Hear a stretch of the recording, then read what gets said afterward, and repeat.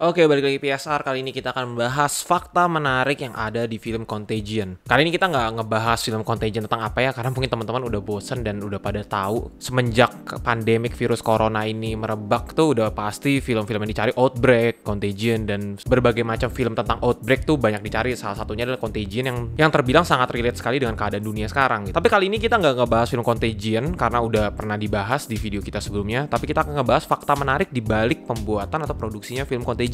Langsung masuk aja yang pertama. Yang pertama adalah dari sisi marketingnya. Jadi ketika film ini mau rilis di Kanada, Warner Bros melakukan suatu gimmick marketing menurut gue sangat menarik banget. Jadi mereka ngebuat 2 piring Petri besar. Piring Petri itu kayak semacam piring yang biasa buat ngelihat mikroorganisme gitu, yang biasa buat kalau ngelihat dari mikroskop gitu. Nah, piring Petri yang besar itu tuh diisi sama jamur dan bakteri, terus ditaruh di toko-toko yang ada di Toronto di depan jendelanya gitu. Jadi kayak semacam showcase.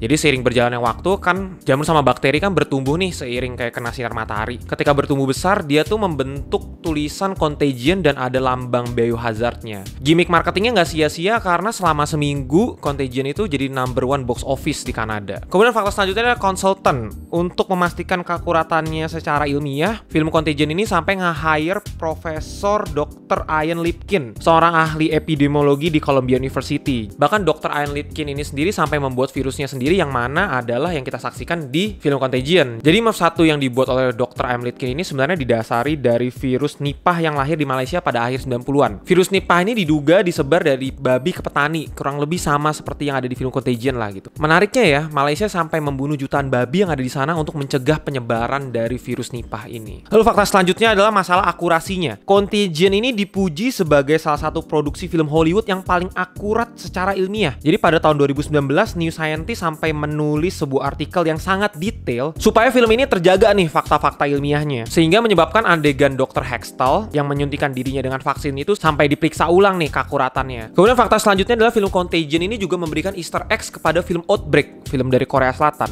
Pada ending Contagion, ketika pemerintah mulai membagikan vaksin dari virus MIV1 ini, ditetapkan bahwa penerima pertama adalah mereka yang lahir tanggal 10 Maret. Nah, tanggal 10 Maret ini adalah tanggal rilisnya dari film Outbreak yang mana rilis pada tanggal 10 Maret 1995. Kemudian fakta selanjutnya adalah beberapa dari pemeran film Contagion ini berakting tanpa dibayar. Jadi mereka memperlakukan film ini hanya sekedar sebagai social message gitu loh, sebagai pesan sosial ke teman-teman yang menontonnya. Misalnya Gwyneth Paltrow, salah satu aktor utama yang ada di Contagion ini juga berakting tanpa dibayar. Kemudian fakta selanjutnya adalah ketika film ini rilis di Rusia, Contagion memiliki judul yang berbeda, yaitu Zara, terus ada dalam kurung ZH, terus ini ENIE. Jadi judul film versi Rusia tersebut sebenarnya menggunakan huruf-huruf dari kota-kota yang terdampak dari virus MIV1 tersebut. Nah, kota-kota tersebut adalah Kazan, Atlanta, San Francisco, Chicago, Paris, Jenewa, London, Tokyo, dan Perm. Lalu fakta selanjutnya adalah Steven Soderbergh selaku sutradara di film ini juga ternyata merangkap sebagai sinematografernya. Selain itu, ia juga menjadikan film ini sebagai kelinci percobaan untuk menggunakan